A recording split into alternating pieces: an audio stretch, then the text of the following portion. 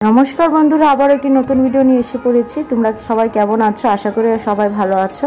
তো আজকের এই ভিডিওটির মাধ্যমে আমি আমার দাদাভাইয়ের অধিবাসের কিছু মুহূর্ত শেয়ার করব। তো অধিবাস ছিল 18 মেতে। তো আমরাও রাঙ্গাপাড়া থেকে 18 মেতে বিকেলবেলায় সন্ধ্যা হয়ে গেছে যেতে যেতে তো তেজপুরে পৌঁছেছিলাম। তারপরে সবাই ভাই বোনরা মিলে একটু আনন্দ ফুর্তি করলাম। তারপর মাসি সকলকে নিয়ে জল ভরতে চলে গেলে। একটু রাত হয়েছে বলে দূরে কোথাও যায়নি। পাশের দুটো বাড়ি পরে কুয়ো ছিল, সেখানে কুয়ো থেকে জল ভরতে চলে গেছে সবাই। তো 5 জন মহিলা মানুষ মিলে গঙ্গা দেবীকে আমন্ত্রণ জানিয়ে এসেছে বিয়ের জন্য। তো দেখো সবাই সেই মুহূর্তটি।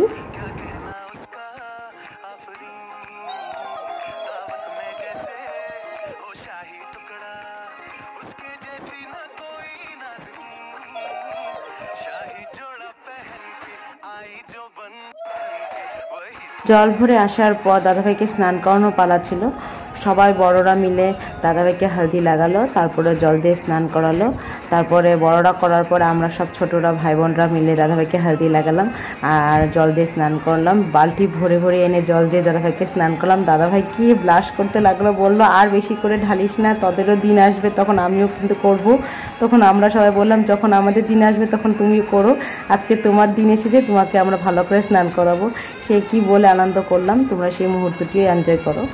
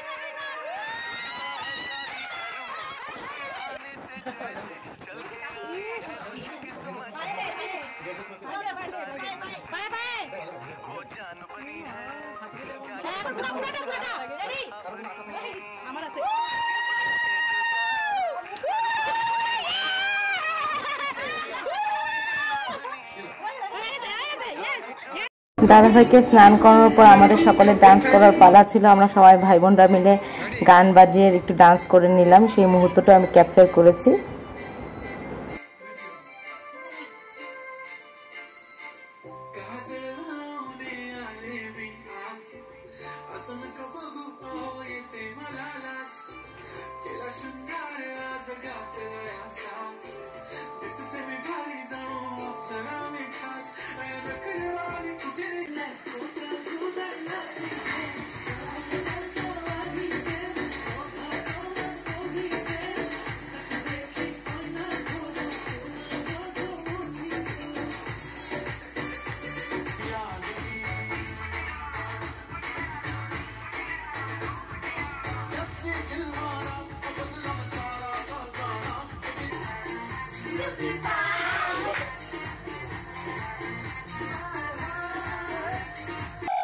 জল ভরা স্নান এবং ডান্সের পর রাত্রে ডিনারের সময় হয়ে গেছিল।